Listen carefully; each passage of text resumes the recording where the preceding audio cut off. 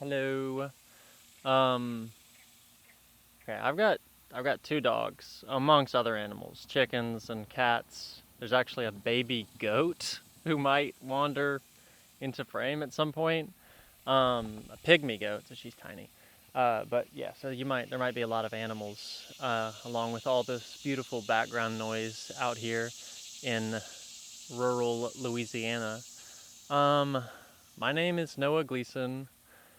I just had this urge to like talk on camera for the first time because I was talking to my friend earlier and I was like running him through all of the difficulties that I go through with like trying to make music, trying to put music online, and like it's this constant mental struggle sort of. And there have to be obviously other people out there who go through that. I'm sure. A lot of people, I would think, oh my God, my dog just got out of the pond and she's covered in water. I know she's gonna shake it all over me. Um, but I just kind of wanted to talk about, I guess, what that's like for me, and it's almost like just therapy, I guess. He was telling me he's a software engineer, which technically I am too, but I'm in the middle of trying to transition away from that. He was telling me about this thing called rubber ducking, which apparently is a common phrase, and I really hope I'm right about this, in the software, in software development in the industry, about like just having like a rubber ducky on your desk and like talking it through your process and what you're thinking and everything, and it's almost just like journaling, like helping you to kind of let something out about yourself and figure out the process of what you're doing, and like it'll help you make progress basically. And so I guess that's kind of what I'm doing, is just like therapy for myself, almost like talking through all of these things. um so yeah, let me go talk about my musical journey a little bit. I think it was a COVID New Year's resolution. So whenever that New Year's was, when we were still in the middle of COVID, like when it had just, I guess COVID started in March, right? Or something like that. I don't know. Anyways, maybe it was 9 months into COVID or something. And I had a New Year's resolution to finally learn to play the guitar, which I'd had a guitar that my uncle gave me years ago, and an acoustic guitar, and I'd gone to like a few electric guitar lessons in my life. Overall, I'd maybe spent 2 or 3 hours tinkering with a guitar, and it just had never worked for me. I had never actually put the time and effort in, which you have to do. You have to put the time and effort in. And I made it my resolution, and I just worked like an hour a day. It is like, it's work at first. Like you have to put in the time. It hurts. Acoustic guitar specifically hurts. Steel string guitar hurts, and and just like most, like the guitar I had, here's the goat is right here. My goat, she's right here. Wait, will you be able to see her? Wait. I should lift her up. I should lift her up. Come here. Her name's Junebug. Wait, let's see. Oh, she's running away. This is her. Oh wow, she's adorable. She's adorable. Um. So I don't know how she felt about that. Anyway, I put in the work. It hurt. So it's been what, maybe 4 years or so, 4 or 5 years that I've been playing guitar. Well, I just always, from the very beginning, I liked writing songs. Like I liked the creative part of it, and I liked learning other songs. I wanted to sing and play. That was like my focus.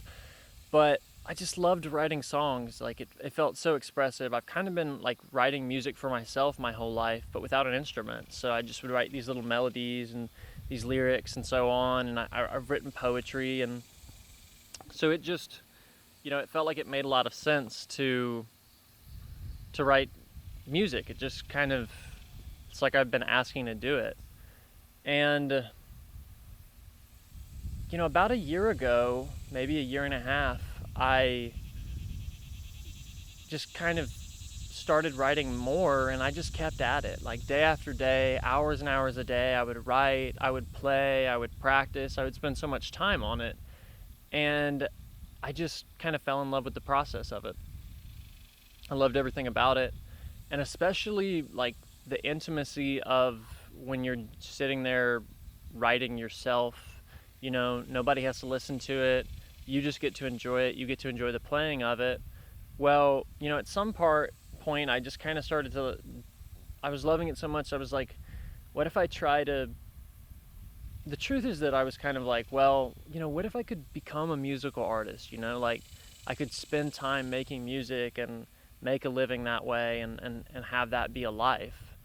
And, you know, romanticizing it, like I'm sure a lot of people who want to make music do, romanticizing what that process would be like, even though you hear musicians talk about how difficult it is all the time, but just romanticizing every piece of the process. Well, you know, I finally like got some courage up to start playing for my family, which was a huge, like, that was a huge mark to cross, huge line to cross. And, you know, they were very supportive. My sisters, my mom, my dad, everybody is very, very supportive.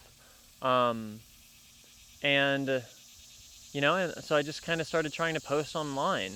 And it, like, that is, I think, when it started to just feel difficult. Like, I would put these songs out online, songs that I was really proud of, and then, you know, I would go back and I would critique this. Like, I would critique everything about them that I could, and I would critique the way I sounded. I would critique just the sound quality of what I was doing, and I would like, it's like I'd hold it over myself instead of just learning and moving forward, you know. And I'm a perfectionist through and through. Like, everything I do, I'm a perfectionist, and that makes it really hard to make music because you never want to like settle for what you have. Like, you never, I don't know, I never feel like what I did is good enough because I'm so used to, I guess, like the way I hear it in my head, the way I think it could be theoretically, and so it never felt good enough. But anyway, I accepted that I have to, like, you know, I felt like I had to put this stuff online, and I was never happy with it. I mean, and the truth is, I don't think I was performing it the best because it's like, I'm nervous. I'm not used to putting stuff out there. I'm not used to recording things in this way. I'm not used to any of it, and it just didn't feel sincere at all to me, and it didn't feel like a sincere expression. But I kind of kept doing it. I mean, if you look at my channel history, you could see I kind of have went through these gaps along the way. And like, at some point I was like, okay, here's what I'm going to do. 100 songs, 100 days. I have to write, record, and put out a song every day. 14 days. I think I made it 14, maybe 17 days, something like that. 14, 17 days. And then I was like, this is so draining. Like, if I'd done 30, I think I could have done 30 days. But it was so draining.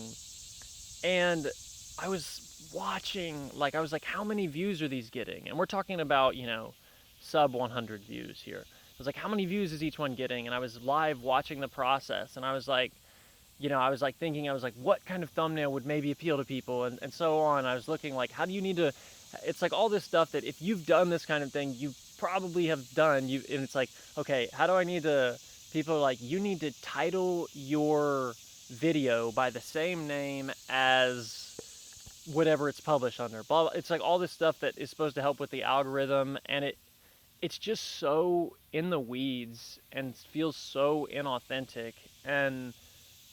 And it's like, I think the truth of it is that, like, good art, good things, good people, like, it always rises to the top, always. You know, like, the reality of something might take really long time to come to fruition, but the truth is that I can't be making art with expectations. You know, I can't be making art because I want to get some amount of views. I can't be writing a song because I think that this is what people want to hear, because I get so caught up in that process, caught up in that perfectionism.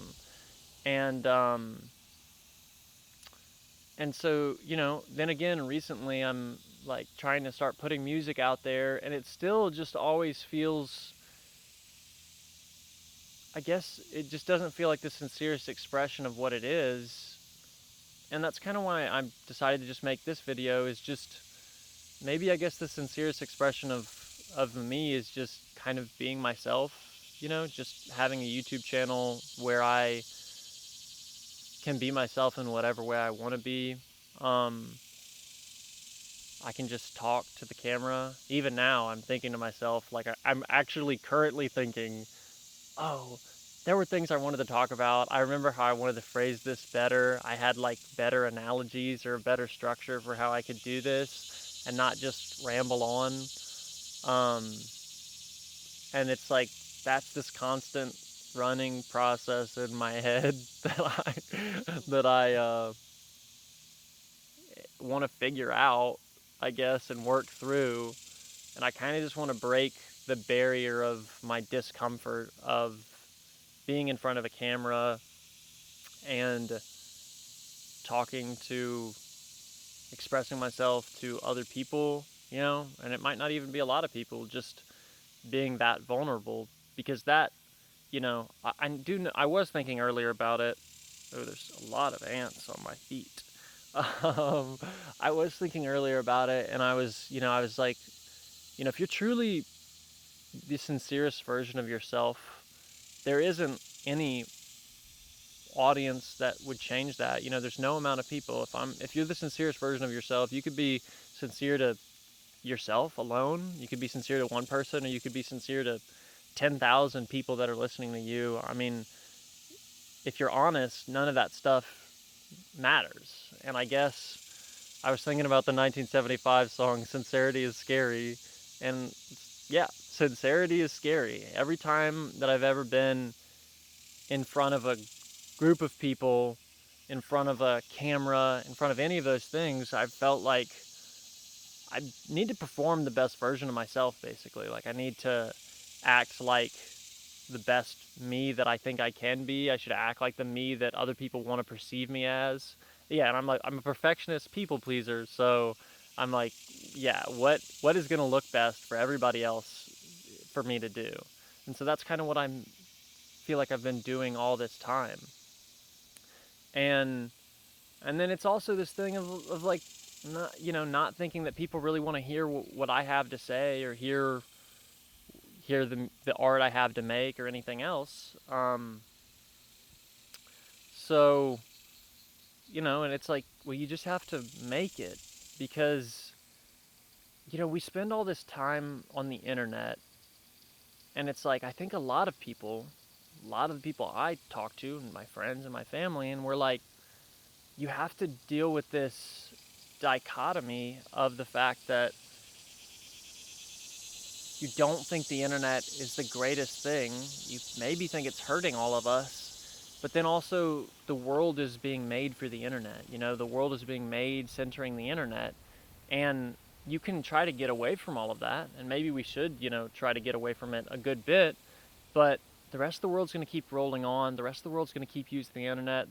You know, everything's going to change and revolve around that thing, and you don't have to be a part of it, but, you know, maybe I shouldn't automatically not be a part of it just because I think I shouldn't be, if that makes any sense. Like, maybe I can express myself on the internet, you know, because I'm sitting around thinking, yeah, I would never want to be, you know, somebody who posts videos themselves on YouTube, blah, blah, blah. And then I'm watching YouTube, and I'm like seeing people and creators that like inspire me. People that talk to the camera, and what they have to say is inspirational. And the art that they have to show you is inspirational. And so it's like I'm holding both of these truths where I'm like, oh, the internet's no good, and I would be no good if I were on the internet. And then it's like, well, all of these people that I don't even know, there's people, you know, that I watch from other countries, and like the art that they make, the videos they make, the things they have to say are inspirational to me and affect my life. And so, you know, I can affect people's lives. I can inspire people. You know, if just one person likes one little thing of what I'm saying here, that's enough. And even if not, you know, it's like it's doing something for me internally to just talk and just get it all out there. And And this will be there forever. My family can have this to listen to one day. It'll be something that I do. I'm not good at taking pictures. I'm not good at, you know, I don't know. I don't leave a lot of things behind. So, maybe this is a little something that I can give, and just it's part of the journey. This is maybe the best way for me to express myself musically, is just to express myself flat out and put things out there, throw things against the wall and not really care what sticks, basically. Just have a place where I can be myself authentically. Uh, and even like, right now I'm recording this, I'm sort of trying to be authentic, which is almost an oxymoron. I mean, it is. This is me, but I'm just kind of like recording it and still thinking, what should I be doing? What should I be saying? What did I miss? So on. Um, but yeah, I guess all of this is just kind of to give you an insight into me and my psyche, and maybe to help some people who think similarly kind of work through some emotions. Um, the truth is that, making art is inspirational. And the reason I love music is because of how it makes me feel. Just to sit there and play guitar, just to sit there and sing, to write these things down. It's cathartic, just that process. And I've spent my entire life inspired by music, inspired by the music other people make, singing along, crying to music and just getting it all out there. Music of all kinds of different styles and types and origins, coming from, all over the place. And so my music inspires me, and I hope that through sharing it, and maybe through sharing the process of just being myself and everything else, that there's something that you can take away from that in some way. Um, so, yeah, if you've listened this whole time, thank you for listening. I think I'm going to wrap this up now, but, you know, whoever you are out there, honestly, follow your dreams. I know, like, it's so cliche for everybody to say that, but I mean, it's cliche because everybody, comes to this thing where they're like, maybe you should just follow your dreams. I mean, do what you want to do what you love. Everybody gives you that advice because you should. And what's hard about that is that following your dreams is not constantly dreamlike. You have to put in effort and time and energy and all of these things to follow them, and it isn't always perfect at all. It's this A lot of times it's this constant vacillation, between different things and different emotions, but just keep expressing yourself and keep following it, and don't get hung up. Even me, like I'm saying this to me, don't get hung up on how other people are receiving that. Because again, if you're authentic, like I said, the audience size doesn't matter at all. It can be 0, can be 10,000, it can be as many people. Just be yourself. And that's what I hope to do through my art and through this channel. And I really appreciate whoever you are out there that is along for the ride with me. So, thanks for watching.